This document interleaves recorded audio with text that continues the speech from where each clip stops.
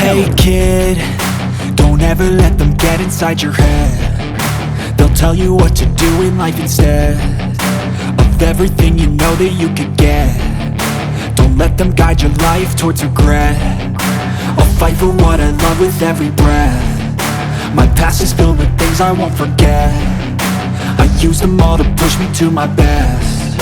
So treat the worst of times just like a test. If only I could go back in time, I'd tell myself that everything will end up alright. Just push yourself, test yourself, figure out what you like, and find your limits, don't be rigid, always work towards a prime. Surround yourself with open minds, people can change your life. A few friends with intent can help you feel alive. Find a passion, take some action, and with a little time, just be patient, make a statement, try to enjoy your life. They'll try to kick you while you're down. They wanna rise up while you drown. They wanna fill your head with doubt. They're silently scared that you'll figure it out. I'll make it look like I'm losing, won't bother hiding my bruises. And when they finally think you're wounded, then it's your chance to be ruthless.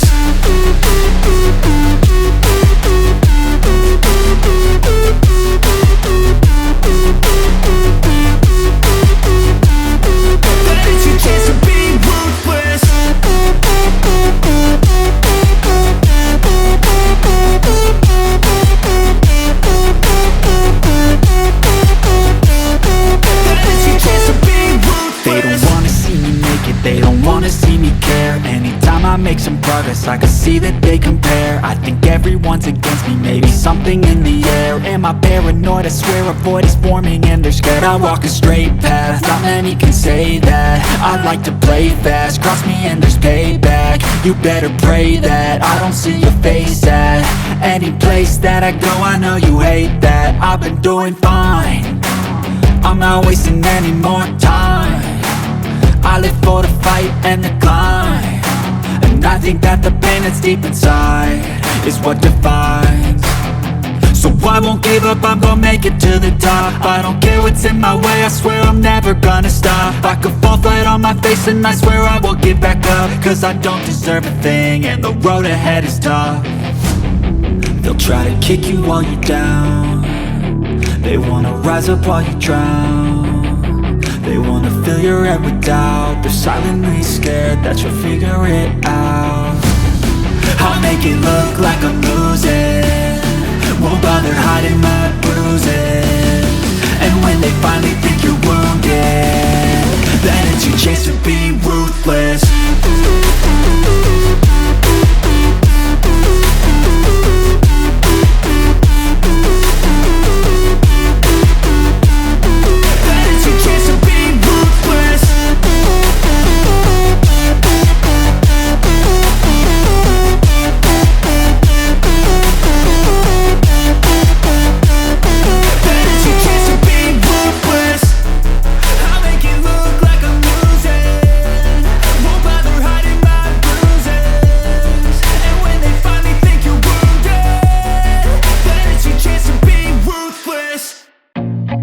I feel nauseous, believe me.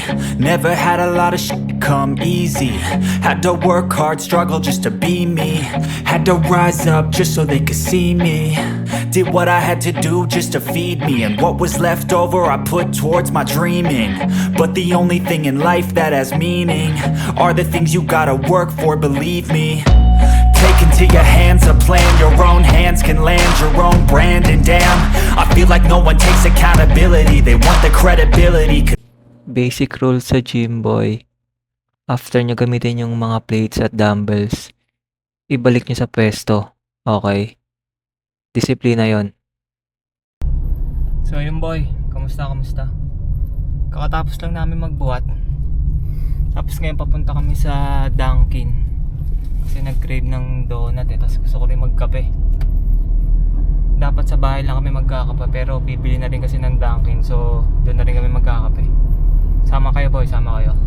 Let's go.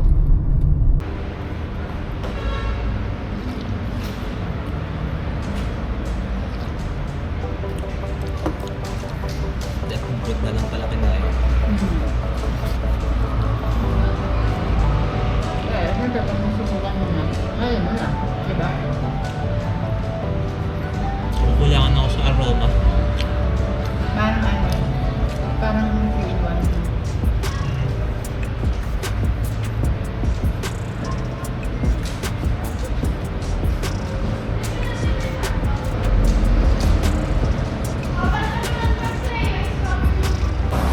So yung boy, dumaan kami dito sa Villa Tuna after dun sa ano, sa Dunkin para pang ulam mamayang dinner.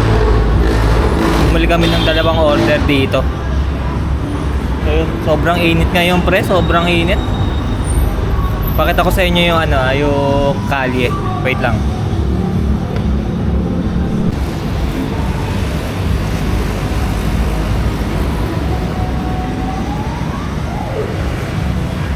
So yung boy, grabe init ngayon, medyo nawala na yung lamig eh. Kasi di ba nung nakaraan, yung mga nakaraang araw yung amihan, sobrang lamig. Tapos ngayon nabawasan na, baka mag-start na siguro yung summer talaga.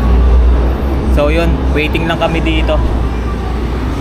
First time din namin matitikman eh, so let's see pag uwi sa bahay. Let's go. So yung boy, on the way na kami pa uwi sa bahay. Nakabili na kami ng ano, ng tuna. Tuna. Bakit na? Yan. Crispy salmon belly. Ano yung isa?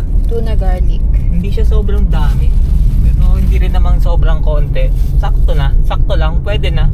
Kung nagkikrave kayo sa tuna tsaka sa mga salmon, pwede na din sa Villa Tuna. Pero yung lasa hindi pa namin sure. Pero isa lang naman lasa ng mga ganyan eh. So, let's see pag uwi. Tapos Bumili na rin kami ng ano. Ang kulit kasi ni Brad eh, yung nagbebenta. Tingin ng tingin eh. chicharon. So, bumili na kami ng isang piraso. Kasi tingin ng tingin eh. Kasi kakatapos na namin magbuhat kaya parang hindi ko siya trip. Kaso yun nga, tingin ng tingin. Bili ng isa para hindi naman sayang yung tingin niya. Wait lang, tawid tayo. So yun, kita-kits mamaya sa bahay. Let's go. So yung boy, pag uwi namin kanina galing gym, tapos 'di ba bumili ng Dunkin, bumili ng tuna. Pagdating sa bahay wala naman nangyari, nagpahinga lang. Tapos shower. Then nung mga late afternoon, yun, bumanat ng takbo dito sa area namin. Tapos eto, kakatapos lang. Ano oras na ba? 6:45. So yun, mga 30 minutes to 1 hour. So eto, magdi-dinner na ulit. Wala namang masyadong ganap. Siguro after nito, usual vlog lang. After nito, kumain. Tapos na. Siguro edit ko na to, tapos upload na ulit. Mahirap kung ipipilit. Minsan pinipilit kong magkaroon ng content na ano, nakakapagod. So kung ano na lang yung mangyari, ganun na lang. Tapos ngayon, uhusgahan ko na yung sa Villa Tuna kung masarap ba or what. Tingin ko naman masarap to eh. Ga. Wait lang. Popeso lang ako boy. Popeso lang ako. Wait lang. So yun, bago ko i-end to, tikman muna natin yung tuna pare. Kung masarap. Ano to? Hindi na siya crispy kasi kanina pa. Pero ano title? Salmon belly. Crispy salmon belly. Crispy salmon belly, pero hindi na siya crispy kasi kanina pa namin binili.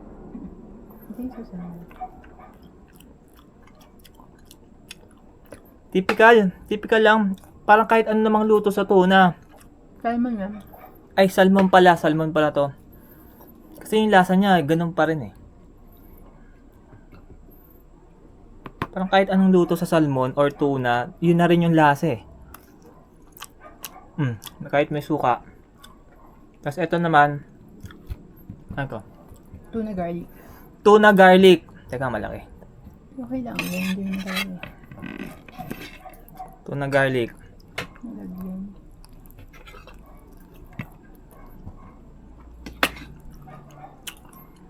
Ganun din. Typical na lasa ng tuna.